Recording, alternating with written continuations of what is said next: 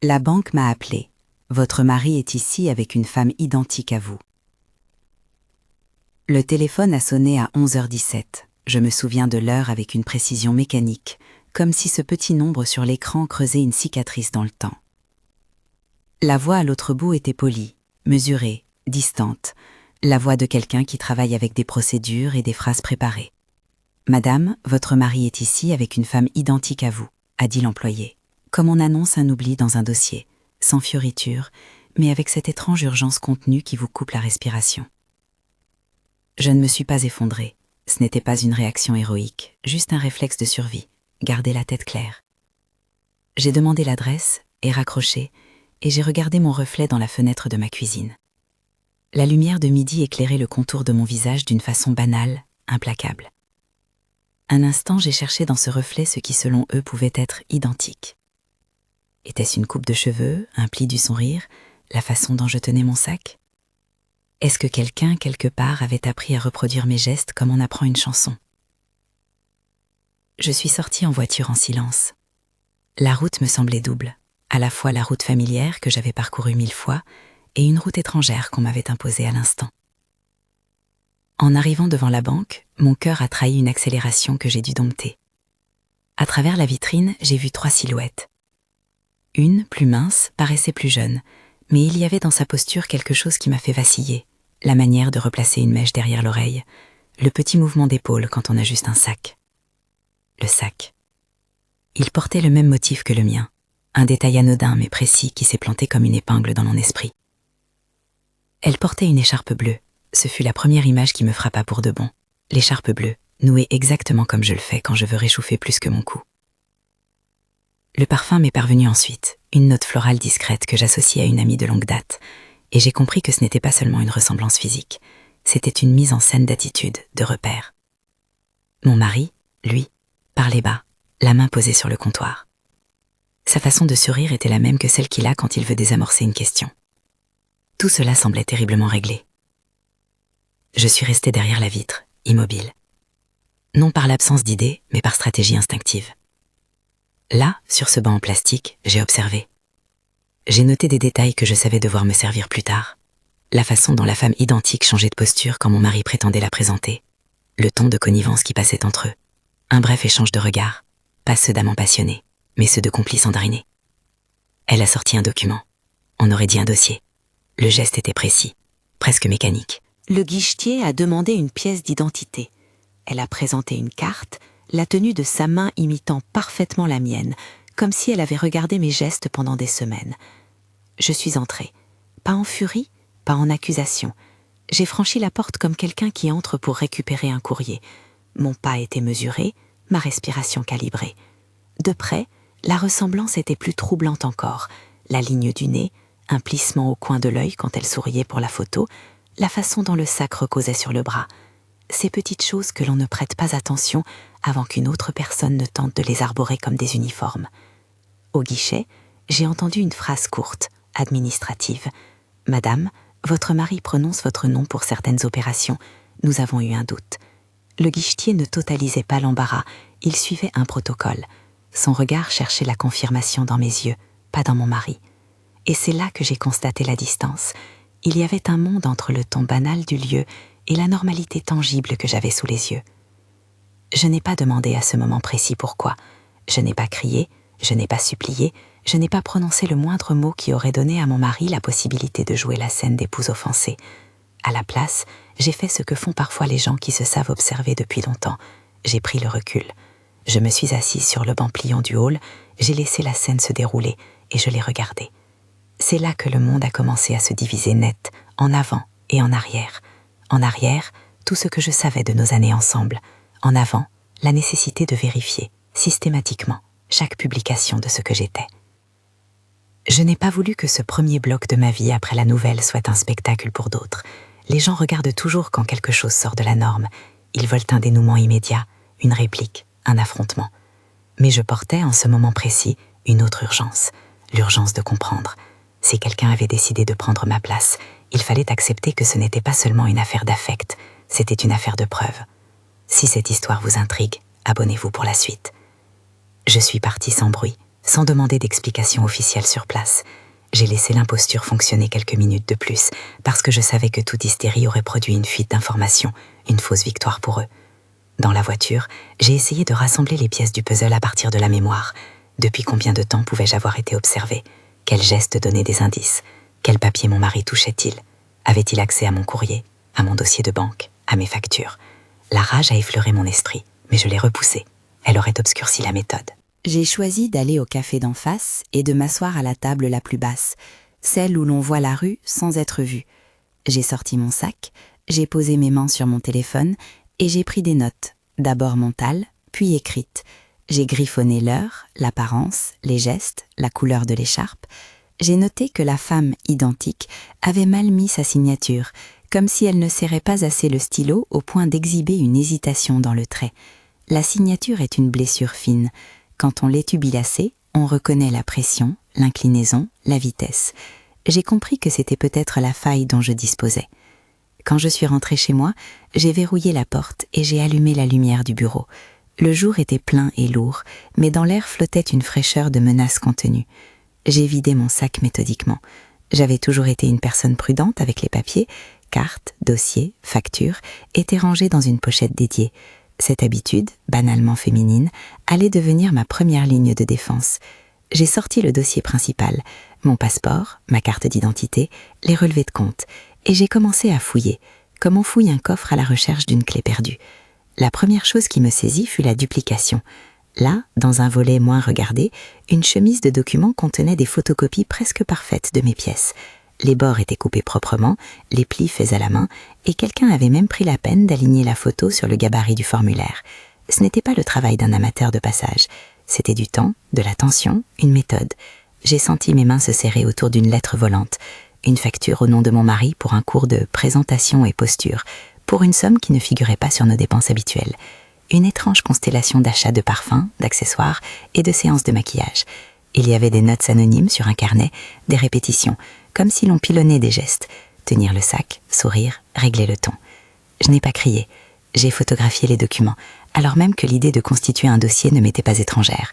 J'avais été, toute ma vie, une personne qui mettait de l'ordre dans les chaos. J'ai séparé les originaux, j'ai marqué les pages, j'ai commencé un registre. Date, heure, pièce, commentaire. Je savais que le temps jouerait contre moi si je ne formalisais pas tout, mais je ne voulais pas non plus transformer ma maison en scène d'accusation. L'enjeu n'était pas de le démasquer devant nos enfants ou nos voisins, mais de rassembler ce qui servirait plus tard devant des personnes qui reconnaîtraient les traces administratives. Il y avait des anomalies dans les relevés bancaires, virements vers des comptes au nom de sociétés dont nous n'avions jamais parlé, retraits effectués dans des agences situées à des endroits où nous n'étions pas. Rien de fracassant. Juste des interstices, des petites choses que l'on efface d'habitude d'un haussement d'épaule. Après tout, mon mari avait toujours été prudent avec l'argent. Si quelque chose l'inquiétait, il disait qu'il s'en occupait.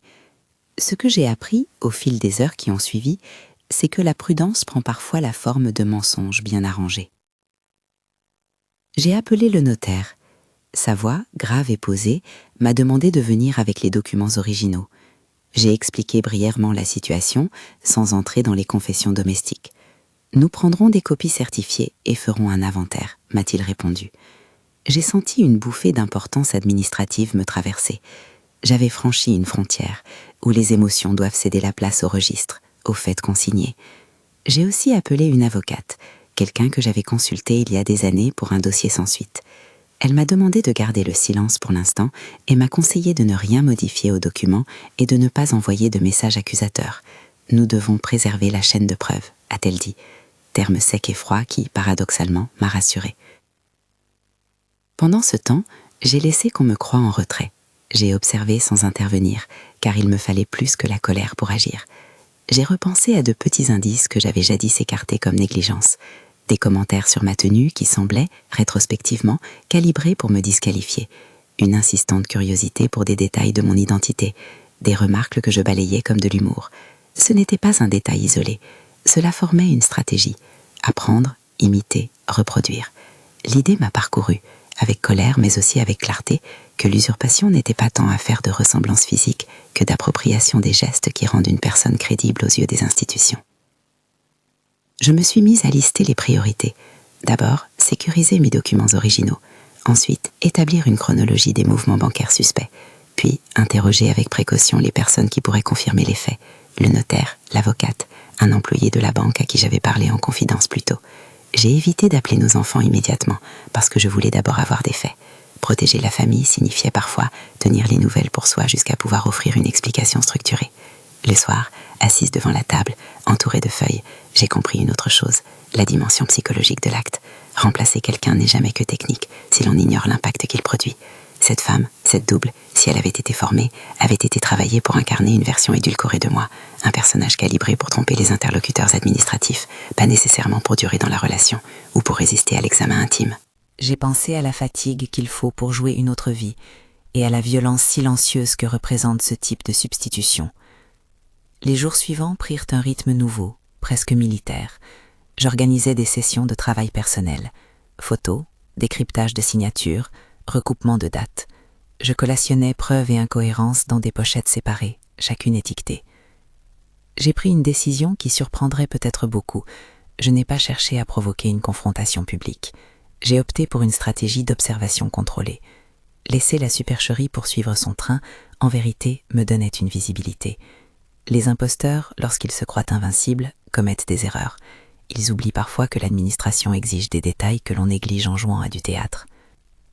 Je me suis rappelé d'une phrase qui me restait en tête depuis l'accueil au guichet, une signature qui ne sert pas assez fort. C'était mon fil conducteur. Une signature sert de carte d'identité dans les institutions. Si l'on apprend à imiter l'apparence d'un nom sans maîtriser le poids du stylo, on laisse une trace. J'ai commencé à dresser une grille de comparaison des signatures. Pression, boucle, longueur du T, rythme des traits. Je savais que ce travail demandait de la patience, mais la patience était précisément ce dont j'avais besoin. Puis il y eut une nuit où j'ai marché dans la maison comme une personne qui découvre pièce par pièce un théâtre. Sur le bureau, une enveloppe que je n'avais jamais ouverte contenait des reçus associés à des prestations que je n'avais pas contractées. Dans la poche d'une veste que je ne portais jamais, j'ai trouvé un carnet minuscule sur lequel étaient notés des rendez-vous. Apprendre à sourire comme elle, 15 heures. Les mots étaient neutres, presque techniques. Sous leur ordonnance, je voyais la mise en place d'un plan. Tout cela n'était pas improvisé. J'ai dû travailler mon calme. La colère me poussait à l'épaisseur du cri, mais je devais d'abord rassembler les faits. J'ai choisi un autre instrument, la méthode. J'ai informé la banque de manière officielle, envoyé des copies scellées au notaire, pris rendez-vous avec l'avocate. J'ai demandé la mise en place d'une enquête interne, sans révéler à personne chez nous mes propres conclusions. Le protocole administratif me rendait un service inattendu.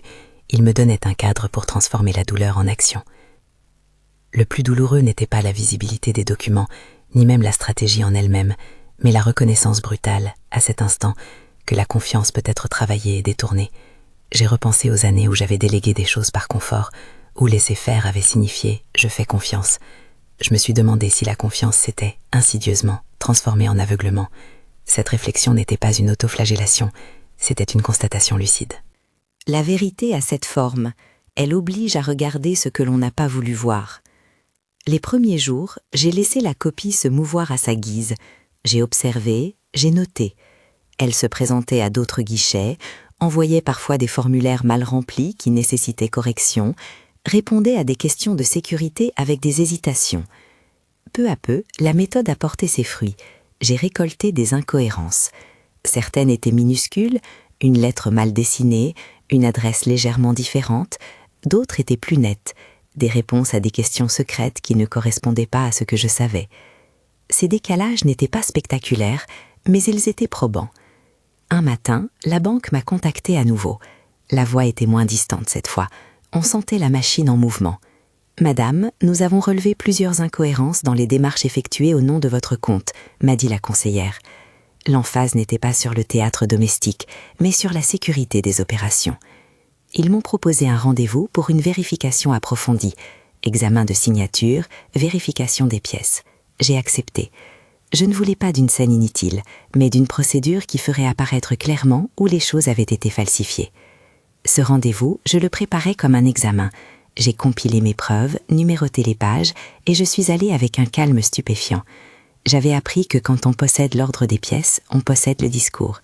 Le jour de la rencontre, la salle était neutre, éclairée d'une lumière professionnelle. On a sorti des photocopies, on a aligné des documents côte à côte. On m'a demandé de signer un formulaire pour comparaison. J'ai senti, en apposant ma main, l'importance de la pression, de la vitesse, de l'inclinaison.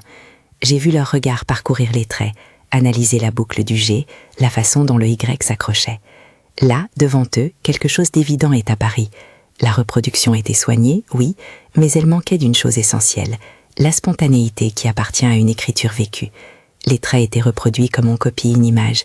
Ils n'avaient pas la fatigue, la certitude, le geste enraciné. La comparaison a déclenché une procédure interne. Observation consignée, demande de vérification supplémentaire, demande d'identification complémentaire à la femme venue au guichet. Je n'étais pas satisfaite d'une victoire pyrrhique. J'étais contente d'un pas concret. La suite se mettait en place comme une mécanique. La banque a commencé à verrouiller certaines opérations, à demander des pièces justificatives. Ce n'était pas la fin, loin de là. Mais pour la première fois, la supercherie naturalisée par l'habitude s'est fissurée. Le mari a semblé surpris, désarçonné, comme si l'idée que les institutions puissent le bloquer l'approchait d'un autre monde, celui où la duplicité ne suffit plus. La femme identique a retiré son écharpe bleue un instant, un geste qui semblait trahir une fatigue passagère. Peut-être avait-elle sous-estimé la complexité d'un système qu'elle tentait d'abuser. Je continuais à travailler comme une délicate araignée sur son canevas. Chaque document, chaque phrase, chaque signature alimentait mon dossier. Mais quelque chose de plus profond émergeait aussi. La nécessité de récupérer ce qui était mien, au-delà des papiers. Ma dignité, mon nom, la façon dont je faisais les choses. Il y a des moments où la logique de l'âme vous oblige à agir aussi pour réapprendre à exister. Je me souviens de la petite fille que j'avais été, qui signait maladroitement son nom sur des cartes postales, et je mesurais combien cet acte minuscule portait encore de vie. Pour autant, le piège était encore loin d'être refermé. La duplicité avait ses ramifications, personnes complices, administration distraite, habitudes domestiques qui laissaient des portes ouvertes. J'avais réussi à convaincre quelques personnes clés de l'importance de garder le dossier sous silence jusqu'à une vérification sérieuse. Mais je savais aussi que la vraie épreuve serait de voir si la supercherie pouvait tenir sous un examen prolongé. C'était là que se jouait la frontière entre spectacle et justice administrative. Le temps, la méthode, la patience. Je me souviens d'un après-midi précis, assise encore à la table, entourée de feuilles, où la fatigue a trouvé une voie. Elle m'a demandé si, au fond, je croyais pouvoir ramener tout cela à l'ordre d'une simple procédure. Ma réponse fut lente et honnête. Je ne savais pas. Ce que je savais, en revanche, c'est que je refuserais de rester silencieuse face à l'appropriation de ma vie. Refuser était devenu une valeur pratique autant que morale. Refuser de laisser des silhouettes jouer à ma place. Dans les jours qui suivirent, la stratégie a pris des formes plus techniques. J'ai demandé au notaire d'authentifier certains originaux. J'ai posé des questions précises à la banque sur la manière dont les identités étaient vérifiées. J'ai fait attester des témoins qui m'avaient connu pendant des années. Chaque démarche était lente, parfois frustrante. Les machines administratives n'ont pas la conscience de la blessure humaine qu'elles manipulent. Elles travaillent par formulaire, par case cochée, par tampon. J'ai fini par aimer ce côté blanc, rigide, presque rassurant. Dans le blanc des pages, je pouvais tracer des lignes qui deviendraient plus tard une séparation. Et puis, il y a eu la nuit où j'ai compris que derrière tout cela se jouait une leçon immuable. La confiance, quand elle devient une habitude, appelle le risque d'être exploité. Ce n'est pas un verdict moral, c'est un avertissement pratique. J'ai senti la nécessité de transformer ma vulnérabilité en connaissance, mes doutes en documentation. C'était un travail de recoudre l'identité par des actes concrets, lire mes relevés, contrôler mes mots de passe, revoir mes habitudes administratives. La réparation commençait par l'attention. Ma stratégie de laisser faire calculer a commencé à produire de nouveaux indices, erreurs de date, mentions contradictoires, réponses erronées aux questions sensibles. J'ai noté chaque faille, j'ai photographié chaque document mal rempli et j'ai joint ces photos à mes notes. Je n'ai jamais abandonné l'idée que la vérité se manifestera par l'accumulation des détails plutôt que par un grand acte spectaculaire. C'est dans la lenteur méthodique que j'ai trouvé un étrange confort, l'idée que l'on ne peut pas reproduire une vie entière sans trébucher sur elle à un moment donné. À mesure que le dossier grandissait, j'ai senti d'autres choses reprendre forme en moi, une voix plus claire, des envies qui avaient été étouffées par la routine. Il ne s'agissait pas simplement de récupérer un compte ou de prouver une imposture, il s'agissait de reprendre la place qui m'était due. L'empowerment, si je dois employer ce mot, est venu d'une reconnaissance pratique, qu'on peut, même à 60 ans, apprendre, organiser, défendre et gagner en présence. J'ai commencé à me surprendre à imaginer des choses futures pour moi-même, non dictées par ce qui m'avait été volé, mais par ce que je pouvais reconstruire. Mais pour l'instant, la partie n'était pas finie. Le dossier était encore incomplet. Certaines pièces manquaient et les implications pour mon mari restaient opaques. Je savais qu'il y aurait des conséquences, administratives au minimum, mais j'évitais toute forme d'imaginaire vengeur. Je voulais comprendre, poser un terme au mensonge, retrouver mes documents et surtout montrer que l'identité n'est pas un costume que l'on peut enfiler sans conséquence. La suite demanderait une audience formelle, des comparaisons sous serment, des déclarations consignées. Ce serait un moment de protocole plutôt que de théâtre. Et dans ce protocole, j'avais décidé de placer ma dignité. Ce premier temps d'observation et de collecte de preuves m'avait appris aussi une autre chose, plus intime, que la reconquête d'une identité est souvent une opération silencieuse. On ne hurle pas toujours, parfois on classe, on numérote, on assemble, et dans l'assemblage, on retrouve des pièces de soi que l'on croyait perdues. J'ai commencé à écrire des phrases courtes que je garderai pour moi, des mantras de ténacité. Je suis mon nom, je retiens mes documents, je vérifie mes signatures. Alors que la nuit tombait sur la maison et que mes mains portaient les traces d'un travail minutieux, j'ai repensé à cette première phrase qui avait tout déclenché. « Votre mari est ici avec une femme identique à vous. » Je l'ai entendue à nouveau, mais cette fois sans l'écume de l'effroi. Elle sonnait comme un avertissement, oui, mais aussi comme un point de départ.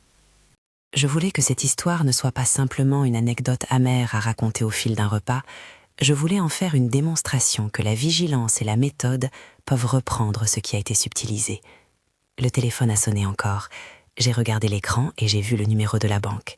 Leur voix m'a demandé quelques précisions supplémentaires et m'a informé qu'ils poursuivaient des vérifications.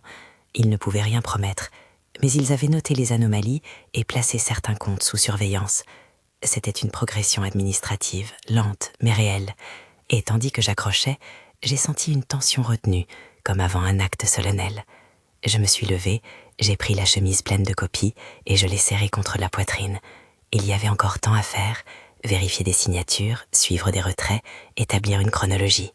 Mais il y avait aussi, plus mystérieusement, la certitude d'avoir choisi la route la moins spectaculaire et la plus efficace. Une route qui demandait du temps, de la discipline et une foi froide dans la capacité des procédures à faire émerger la vérité. C'est là que j'ai décidé d'attendre une réponse plus formelle de la banque avant d'engager l'étape suivante.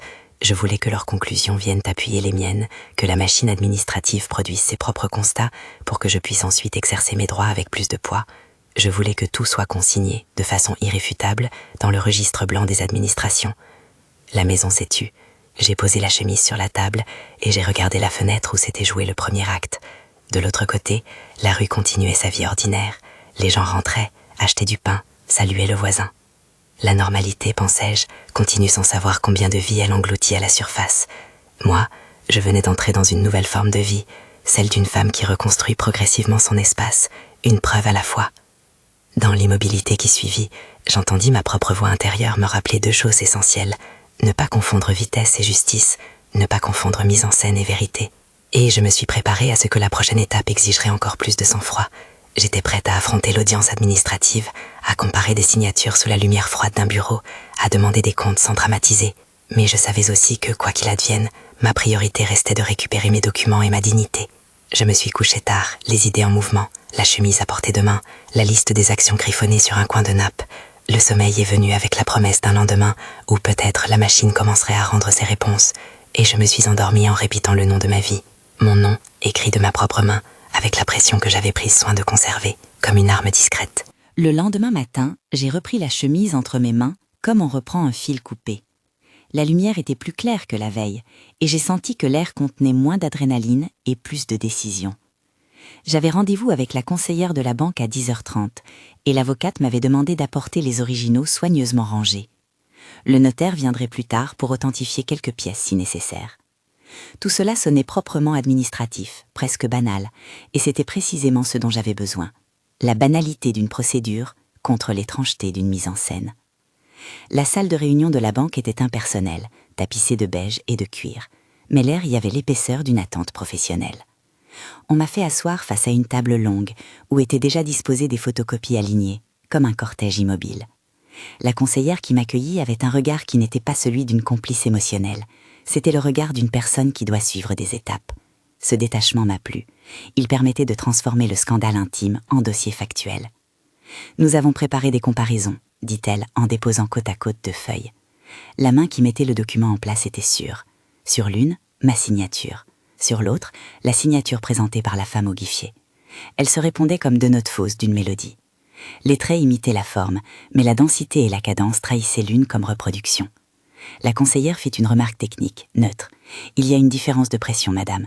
Le départ du trait est plus hésitant sur la deuxième feuille. » J'ai signé un formulaire pour authentifier ma présence et autoriser l'examen des pièces. Aucune émotion visible. J'avais appris que la force de la preuve se nourrit d'ordre et de tampons. L'avocate était là, sobre, précise, et le notaire attendait dans la salle voisine, prêt à intervenir si une copie allait être certifiée. La présence de ces témoins a donné au moment une tenue presque cérémoniale, mais sans éclat. Pas de palier dramatique, seulement la rectitude d'un protocole qui savait dire non à l'approximation. On m'a demandé de décrire calmement les faits et de signaler les documents où j'avais relevé des anomalies. J'ai parlé d'heures, de gestes, d'une écharpe bleue, d'un motif de sac. J'ai parlé aussi des factures et des achats étranges, de la petite main invisible qui avait glissé des rendez-vous dans la poche d'une veste. Quand je nommais ces éléments, la conseillère annotait. Chaque mot se transformait en une entrée cartonnée, une ligne qui pouvait être lue par d'autres services. C'était rassurant.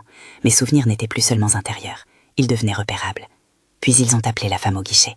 On lui a demandé des pièces complémentaires. On a posé des questions standards, lieu de naissance, détails administratifs, réponses aux questions de sécurité.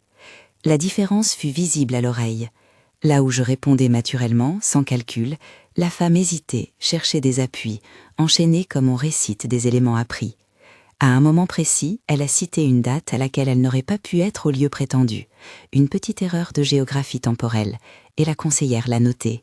Ce ne furent pas des aveux spectaculaires, ce fut l'accumulation d'imprécisions et l'honneur du protocole. Les incohérences alimentent la suspicion. Mon mari restait présent, pâle, la mâchoire serrée. Il n'avait encore rien dit. À un moment, il a tenté d'intervenir pour s'expliquer, de minimiser. Sa voix cherchait le ton habituel, celui qui, au fil des années, avait calmé des situations. Mais la conseillère, avec la même mesure qu'au début, lui a demandé de laisser le temps aux vérifications. On sentait qu'il pressentait l'inutilité de ces gesticulations verbales. Face à la machine administrative, le théâtre domestique perd de sa force. Au fil de la rencontre, la banque a pris des mesures techniques. Certaines opérations furent temporairement bloquées, des cartes mises sous surveillance. On m'a expliqué sans emphase que la sécurité devait primer et que la suspension de mouvement n'était pas une condamnation mais une précaution. J'ai reçu la liste des comptes affectés. Voir mes propres numéros imprimés dans un document m'a donné un sentiment concret de reprise. L'identité reprend sa forme à travers des colonnes, des codes et des listes. Après la réunion, j'ai accompagné la conseillère au guichet pour une formalité supplémentaire. La femme, identique, n'était plus tout à fait la même. Elle tenait l'écharpe bleue entre ses doigts, comme si le tissu la rassurait. À l'extérieur, à travers la vitre, j'ai remarqué la fraction d'un mouvement. Elle a glissé un papier sous un autre, un geste de dissimulation maladroit. C'est souvent la petite glissade qui trahit le grand mensonge. J'en ai pris note. Ce petit acte ajoutait une page à mon dossier. La procédure s'est étendue sur les jours suivants. Des agents de la banque m'ont contacté pour me demander des précisions. Des correspondances officielles ont circulé entre services. Le notaire a certifié certaines copies. L'avocate a rédigé des demandes formelles. Tout cela a pris un rythme presque rituel. Des tampons, des accusés de réception, des rendez-vous de vérification. Chaque acte me rendait à moi-même. Avoir un dossier, c'est aussi retrouver la capacité de nommer. Il y eut des moments où j'ai vacillé. La nuit, parfois, mon esprit revenait au visage, à la voix banale de l'employé au téléphone qui avait prononcé la phrase initiale. J'avais peur aussi de la banalisation, que les dossiers se dissolvent dans les procédures et qu'au final, la vérité reste une possibilité parmi d'autres. Mais la méthode l'emportait. Rassembler, numériser, authentifier. L'avocate me rappelait quand mon courage faiblissait que la patience était une action. Les administrations rendent la justice par accumulation, disait-elle. C'était peu romantique, mais ça fonctionnait. Puis vint le jour de l'audience administrative. On ne parlait pas ici d'un tribunal pénal, mais d'un moment solennel où la banque, assistée par ses services juridiques, présentait ses constats, et où l'on confrontait officiellement les versions. La salle était sobre, la lumière froide. J'avais préparé mes pochettes étiquetées, j'avais relu chaque note, réordonné chaque photocopie. L'avocate me tenait la main un bref instant, geste simple d'encouragement. Le notaire se tenait en retrait, prêt à certifier un document si l'on en avait besoin. Tout était en place pour que la logique administrative fasse son travail. La comparaison des signatures fut l'un des moments clés. Sur un écran, des numérisations se succédaient. La technicienne en charge montra la variabilité. Une pause ici, une boucle trop grande là. Elle expliquait que l'on ne jugeait pas sur l'impression générale, mais sur des critères précis. Pression, direction du trait, point de départ. Les images défilèrent et, à chaque nouvel exemple, la machinerie de la preuve gagnait en densité. Mon mari, face à ces documents, perdit peu à peu les moyens de son assurance. Il tentait encore des phrases pour alléger la situation, ce n'est que de l'imprudence, c'est un malentendu, mais la langue administrative, elle, ne s'embarrassait pas d'ironie. Les registres parlaient à leur place. La femme identique restait silencieuse. Son regard, auparavant habile et sans tremblement, se posa sur les feuilles, puis sur moi. Il y eut une fraction de seconde où je vis ses traits se détacher de la copie qu'elle cherchait à être. Elle n'avait pas l'expérience de la vie que j'avais signée. La vérification formelle exposait la limite de sa performance. Le manager prit la parole à la fin de la séance. Il expliqua les mesures prises, limitation transitoire de certains flux, demande de pièces supplémentaires pour lever ou confirmer les blocages. Il précisait aussi qu'une enquête interne serait ouverte et qu'il transmettrait au besoin les éléments aux services compétents. J'écoutais sans jubiler. Cette langue mesurée était ce que je souhaitais. Des actes qui fassent écran à la confusion, pas des exécutions publiques. Après l'audience, je suis sortie. La rue me sembla plus nette, comme si l'air avait lavé quelques résidus d'ombre. J'ai pensé à la façon dont les institutions, quand on les sollicite, peuvent redresser des torts par des gestes faits de papier et de procédure. Ce n'est pas toujours spectaculaire, mais c'est souvent efficace. La vérité administrative n'a pas l'éclat d'un discours. Elle a la rigueur d'un en-tête et la force d'un tampon. Les semaines suivantes furent consacrées à combler les derniers vides. On me rendit progressivement l'accès à certains comptes. D'autres restèrent sous surveillance. Des retraits furent contestés, des virements expliqués. Je ne dramatise pas, je n'ai pas obtenu une victoire totale du jour au lendemain. Mais chaque restitution d'accès était une petite revanche sur l'usurpation. J'ai aussi décidé, avec l'avocate, de modifier certaines habitudes, changer mot de passe, lister contacts sensibles, renforcer mon suivi personnel des comptes. Ce n'était pas une humiliation, c'était une leçon pratique. La femme identique s'est faite plus discrète. Je crois qu'elle a compris, à sa manière, que la copie ne tient pas long face à l'inscription durable d'une vie. J'ai, par délicatesse et par respect des limites de la procédure, évité la vengeance. Je ne l'ai pas humiliée publiquement. La dignité ne se rattrape pas par la destruction d'autrui, elle se reconstruit par des actes qui reprennent sa forme. J'avais choisi cette voie parce que je voulais préserver d'abord ma propre stature. Mon mari, pour sa part, avait changé. Les silences entre nous prenaient maintenant la couleur de questions non formulées. Il venait parfois dans le bureau où je travaillais mes papiers, laissant des traces d'une présence qui cherchait une justification. Nous avons eu des conversations courtes, factuelles, où j'énonçais ce que j'avais observé et ce que je demandais. Je ne lui ai pas demandé au début de confesser ou de se défiler. J'ai demandé de la transparence. Il y eut de la résistance, de l'embarras, puis des gestes pragmatiques, fournir des comptes, expliquer des virements, répondre aux questions des services. Je ne sais pas quelle route antérieure il a prise. Je sais seulement que l'ordre administratif a changé la scène. Parallèlement, il y eut des choses plus douces qui reprenaient leur place. J'ai reçu des messages d'anciennes amies, des voisins qui m'ont proposé de m'accompagner à des rendez-vous, des collègues qui ont validé mes choix avec un mot de soutien. La solidarité a un goût sobre mais puissant. Ce sont des présences qui vous aident à marcher, pas à courir pour un effet. J'ai accepté ces gestes sans en faire trop une histoire. Les petites mains tendues ont servi d'ancrage. Un élément, cependant, m'a surpris. Je me suis découverte capable d'enseigner. À qui? À moi, d'abord. J'ai repris l'habitude d'écrire, de noter des choses simples. Comment j'avais mis de l'ordre, quelles questions poser à une banque, quelles pièces rassembler.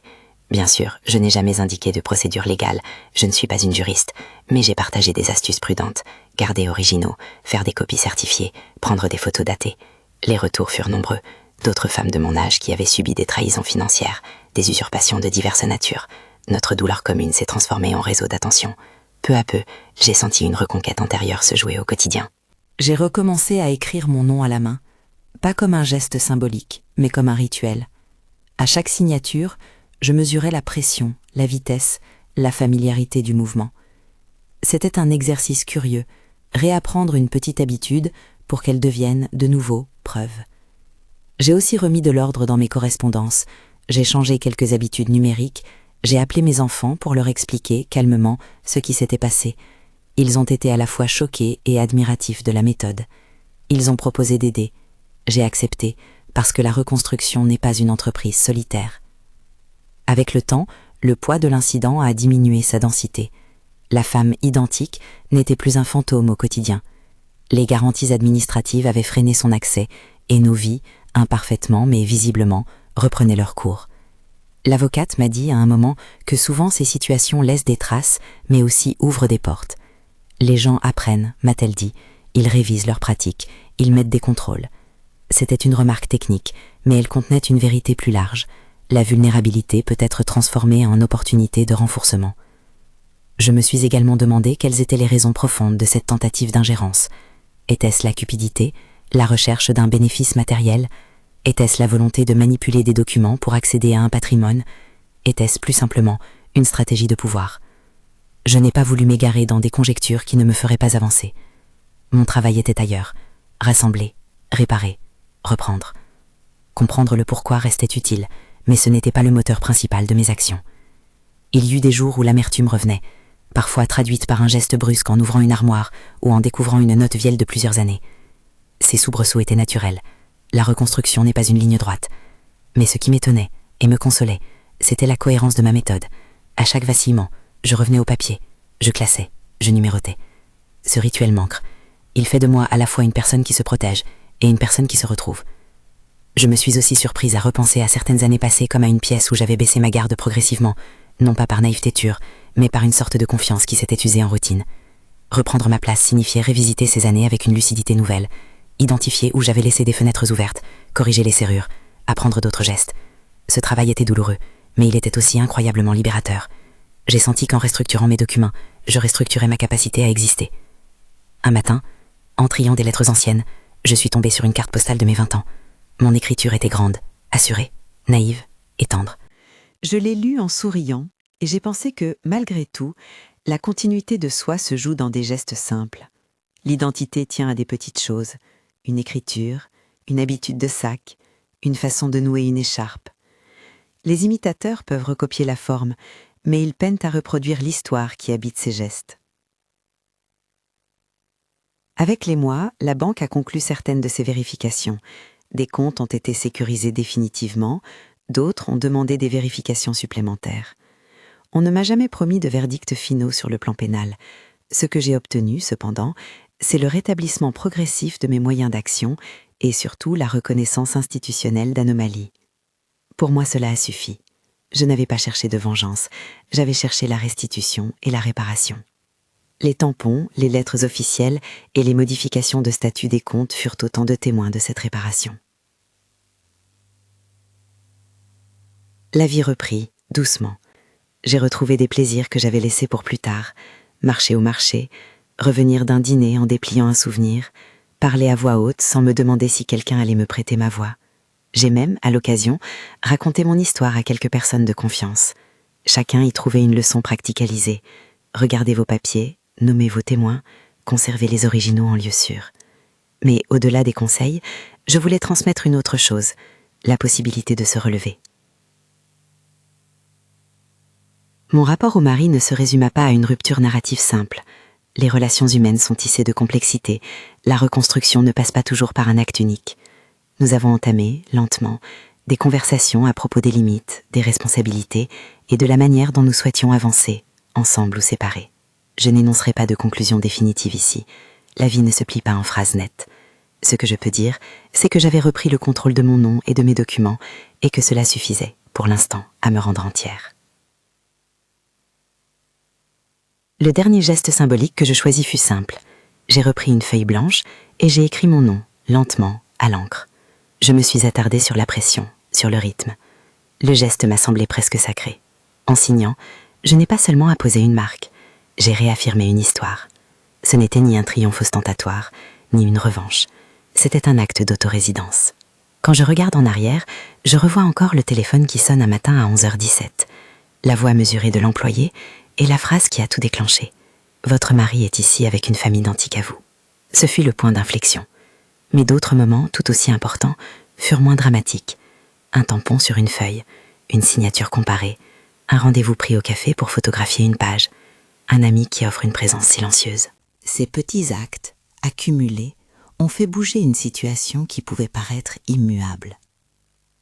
Si c'était à refaire, je ferais une chose encore plus tôt.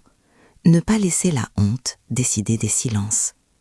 Trop souvent, on garde pour soi des choses qui prennent ensuite une ampleur que l'on regrette.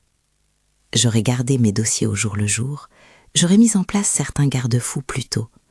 Mais on n'apprend que par le vécu, et le vécu nous rend aussi prudents et capables. Aujourd'hui, je pourrais me perdre dans un récit de revanche ou dans le plaisir salutaire de dénicher chaque mensonge. Je choisis une autre voie, la reconstruction patiente. J'ai appris que la vigilance et la méthode peuvent reprendre ce qui a été subtilisé. J'ai appris à transformer une blessure en savoir. J'ai retrouvé ma signature, mon nom, ma dignité. J'ai appris que la confiance doit être entretenue, que la prudence n'est pas froideur, et que l'on peut, à tout âge, se former une armature protectrice sans renoncer à la douceur. Je termine en revenant à ces mots qui ont ouvert tout. La banque m'a appelé. Votre mari est ici avec une femme identique à vous. Ils resteront pour moi le rappel d'un commencement. Mais aujourd'hui, quand j'entends cette phrase dans ma tête, elle ne me pétrifie plus. Elle me rappelle la route que j'ai prise. La chose la plus forte que j'ai faite n'a pas été de crier, mais de classer, de photographier, de laisser venir la preuve. Et la chose la plus belle qui en est sortie n'a pas été la sanction d'un autre, mais la reconstitution de moi-même.